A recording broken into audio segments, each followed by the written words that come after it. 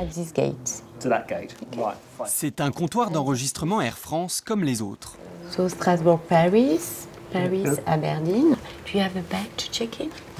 Yes.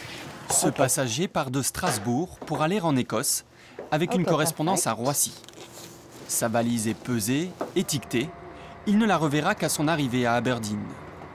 Pourtant, nous ne sommes pas dans un aéroport, mais à la gare de Strasbourg.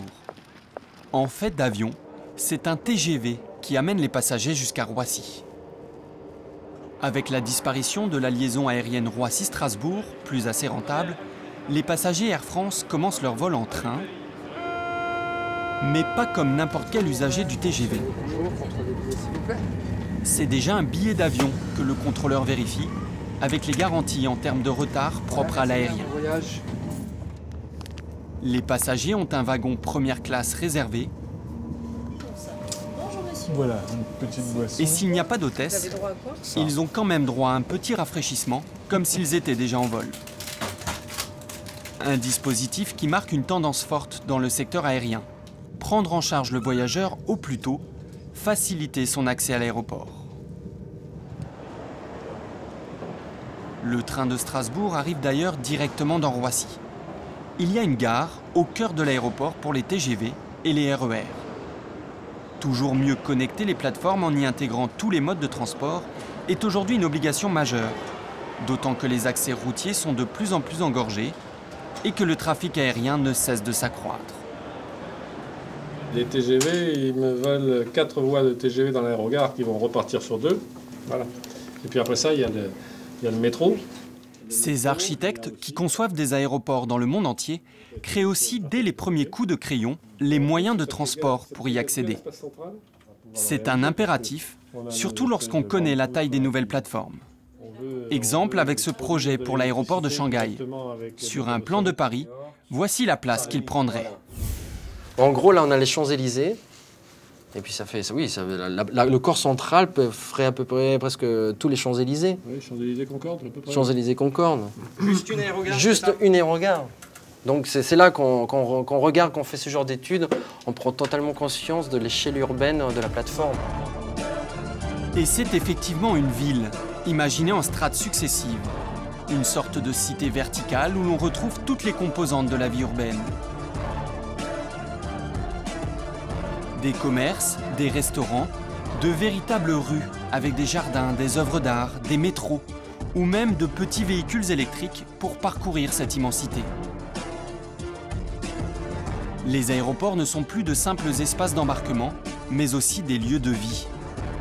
Et ils étendent leur influence au-delà de leurs murs. Il y a plein d'éléments, de fonctions qui viennent s'additionner à la plateforme aéroportuaire. On va avoir des bureaux, il y a les gens qui vont travailler, il y a d'autres fonctions qui se créent. En fait, finalement, l'aéroport est un pôle d'attraction. Il y a beaucoup de choses qui viennent se mettre dessus.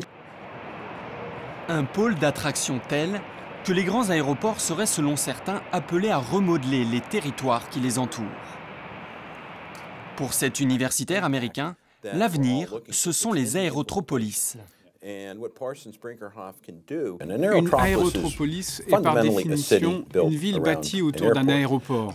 C'est un développement urbain ou une city dont l'économie est alimentée par les lignes aériennes. Son idée, les aéroports génèrent une forte activité.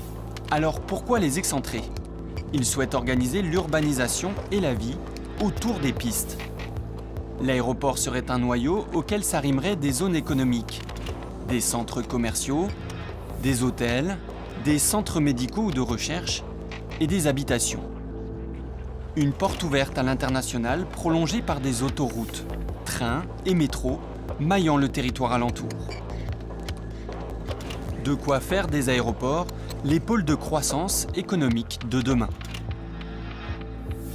Tout comme les gares ferroviaires le furent au XIXe siècle. Une utopie? Peut-être sous cette forme parfaitement structurée, mais en réalité, l'évolution est déjà en marche. Les projets sortent des cartons, comme attirés par le transport aérien. Projets d'université, de centres de congrès ou de loisirs, et même parcs d'attractions, avec paradoxalement un handicap qui pourrait devenir sérieux, les transports terrestres. Installée à proximité des pistes, cette société spécialiste du travail de la tôle peut recevoir facilement ses clients venus des 4 coins du monde. En revanche, pour ses salariés, la situation est parfois compliquée. Gérard n'habite pas loin de Roissy, pourtant venir travailler n'est pas chose simple. Les gens transversales sont inexistants ou quasi inexistants. Le peu qui soit, c'est par bus et c'est encore pour le moins ingérable. Alors Gérard vient en voiture. La desserte locale en commun est loin d'être à la hauteur du développement économique. Dans les années à venir, des aménagements sont prévus pour améliorer la situation. Mais le temps presse, les abords de Roissy devraient compter 100 000 emplois supplémentaires d'ici 20 ans.